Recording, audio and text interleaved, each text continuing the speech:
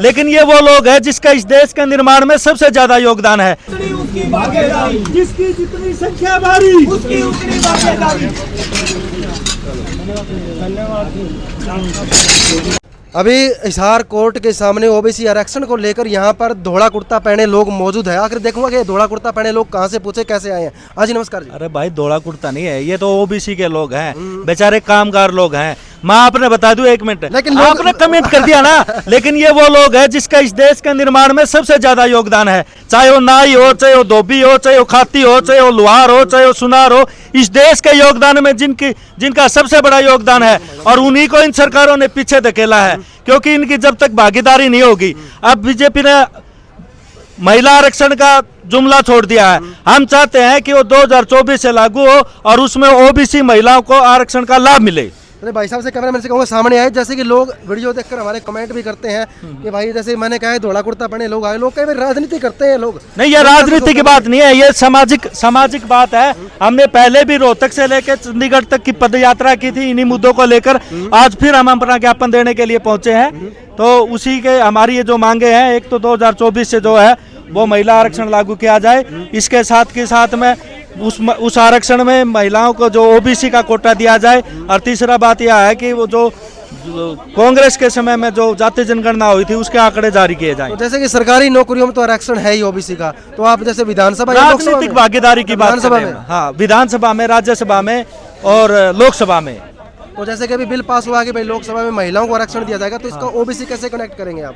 तो ओबीसी जब तक जाति जनगणना नहीं होगी तब तक कैसे पता चलेगा? हम चाहते हैं कि जाति जनगणना और ये पता चले इस देश को कि किन लोगों की कितनी भागीदारी रही है आज तक। मतलब आपका कहने का मतलब है जैसे कि विधानसभा में 80 का सीट रिजर्व होती है, हाँ, विधायक के लिए, सांसद के लिए उसी होना प्रकार से ओबीसी रिजर्व होनी चाहिए। रिजर्व होना चाहिए। जी तो जी जी। इस चीज जो है, इस चीज को लेकर जो है आपने सरकार को पत्र लिखा हो, कितने हाँ, टाइम से आपकी मांग है? हम ये 8-10 सालों से ये मांग कर रहे हैं। हमने पहले भी जाति जनगणना को एक पद यात्रा की थी, महामहिम गवर्नर साहब को ज्ञापन दिया था।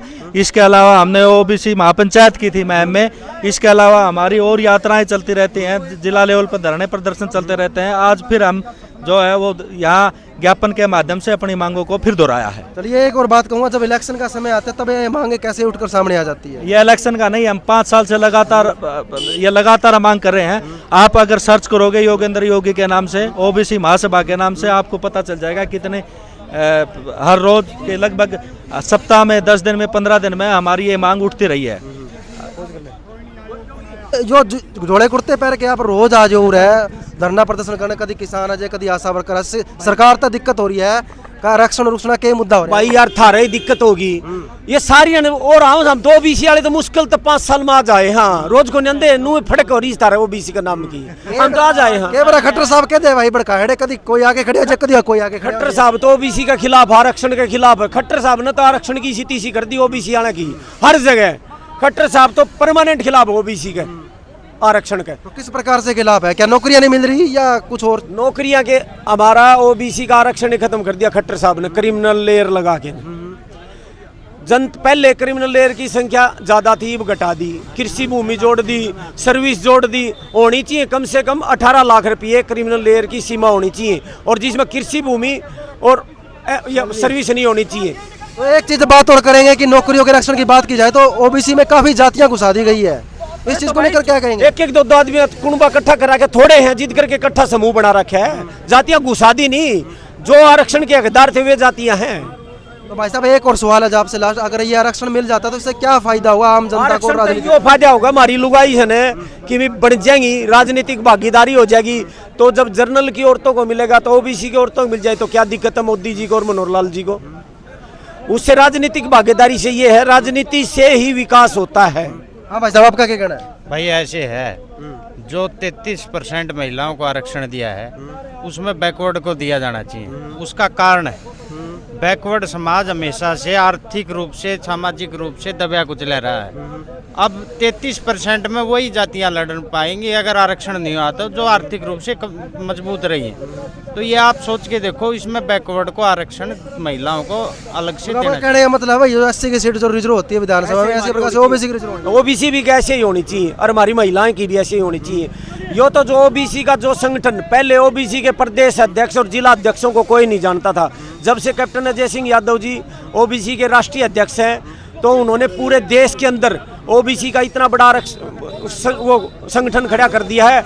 अब हमारा पूरे भारत के अंदर आज के दिन जिला कार्यालयों पर ज्ञापन देने लग रही सारी ओबीसी के पदाधिकारी, और 2 अक्टूबर को हर राज्यपाल को, पूरे देश के राज्यपालों को ज्ञापन दिया जाएगा ओबीसी के लोगों के द्वारा। और हरियाणा के लोग चंडीगढ़ में इकट्ठे होकर के ओबीसी के लोग इकट्ठे होकर 1000, 1500, 2000 आदमी कांग्रेस कार्यालय से राज्यपाल को ज्ञापन सौंपेंगे।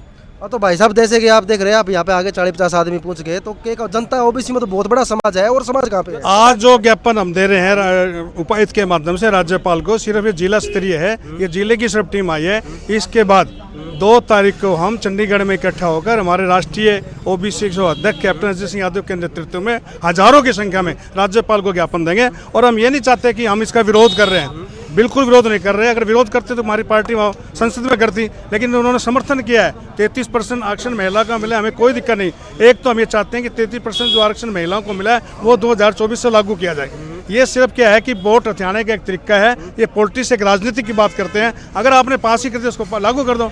और हम अपना ओबीसी जातीय जनगणना के आधार पर 52% है, तो हम ये चाहते हैं कि जैसे इनको आरक्षण मिला है, हमारी ओबीसी महिलाओं को भी इसके अंदर आरक्षण मिलना चाहिए। चलो ठीक है जी, जैसे कि आपने सुना, यहाँ पर संक्षेप में डिटेल में बता देता हूँ कि जिस प्रकार से विधानसभा और लोकसभा के अंदर जो आरक्षण होता है, महिलाओं का अलग से आरक्षण होता है, एससी का अलग से आरक्षण होता है, उसी प्रकार से यहाँ पर ओबीसी समाज अपनी सीट रिजर्व के लिए आरक्षण मांग रही है कि विधायक की सीट चुनी जाए तो ओबीसी के लिए अलग से सीट रिजर्व होनी चाहिए। यही आरक्षण की मांग को लेकर यहाँ पर लोग जो है पहुँचे हैं, और बहुत ही जल्द अपनी मांगों को लेकर ये अपने प्रदर्शन को उच्च सत्र तक ले जाकर जाना चाहते हैं। बने रहिएगा HBN 24 न्यूज़ के साथ। मैं संदीप नोकवाल, कैमरामैन सुभाष सिंपा के साथ।